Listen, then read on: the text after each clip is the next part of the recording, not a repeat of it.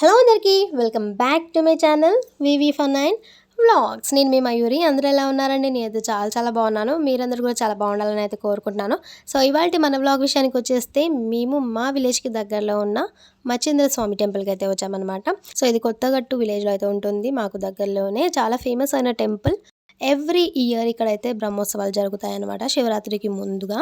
So 10 to 15 days అయితే పెద్ద జాతర జరుగుతుంది. ఇక్కడ చుట్టుపక్కల గ్రామస్తులందరూ వచ్చి కూడా దేవుని దర్శించుకుంటారనమాట. ఇక్కడ స్వామి చాప అవతారంలో అయితే వెలిసారనమాట. సో చూస్తున్నారు కదా, టెంపుల్ అయితే పైన గుట్ట పైన ఉంటుంది.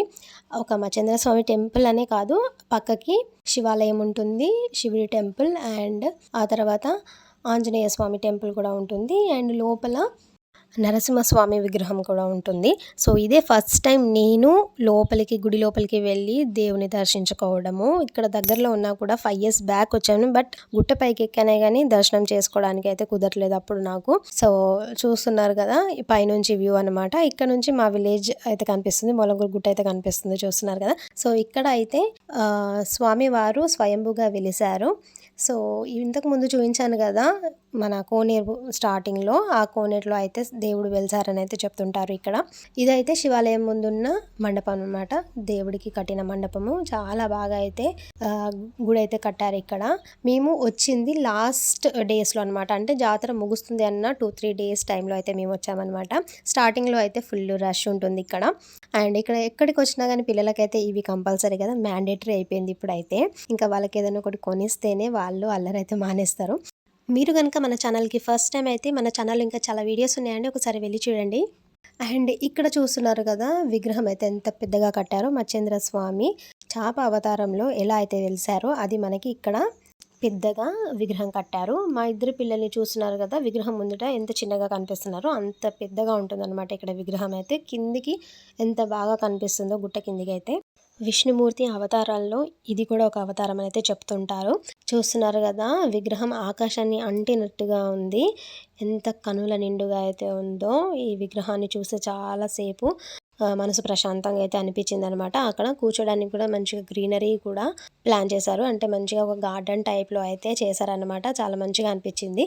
అండ్ ఇక్కడ రోడ్ అనేది ఎక్స్టెండ్ చేస్తున్నారు అనమాట, అందువల్ల షాప్స్ అనేవి కింద లేవు చాలా వరకు అయితే.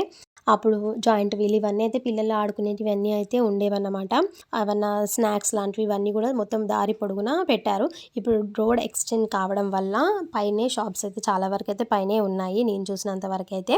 సో చూస్తున్నారు కదా, వ్యూ అయితే ఎంత బాగుందో గుట్ట పై నుంచి. ఇంకా మేమైతే కిందికైతే వెళ్తున్నాము. గుట్ట పైకి 2 విధాలుగా అయితే రావచ్చు. ఒకటి కార్స్ అండ్ బైక్స్ తీసుకొని ఇలా రోడ్ వేలో కూడా రావచ్చు రోడ్ పై నుంచి. అండ్ ఇంకొకటి స్టెప్స్ ఉంటాయి, స్టెప్స్ ఎక్కి మనము దేవుడి దర్శనం అయితే చేసుకోవచ్చు అనమాట కాలినడకన. సో చూస్తున్నారు కదా, ఇలా రోడ్ వేయడం ఇవన్నీ కూడా డెవలప్మెంట్స్ చాలా బాగా చేశారు.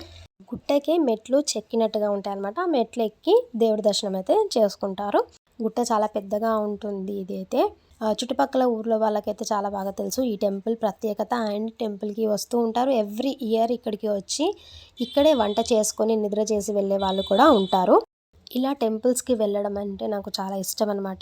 ఎక్కడ ఏ టెంపుల్ ఉందన్నా కానీ ఆ టెంపుల్ ప్రత్యేకత తెలుసుకొని వెళ్ళాలంటే నాకు చాలా ఇంట్రెస్ట్. సో మాకు దగ్గరలో ఉన్న టెంపుల్స్ అయితే మీకు చూపించబోతున్నాను ముందు. మరి రాబోయే వీడియోస్ చూడాలంటే మీరేం చేయాలి? సబ్స్క్రైబ్ చేసుకోవాలి కదా.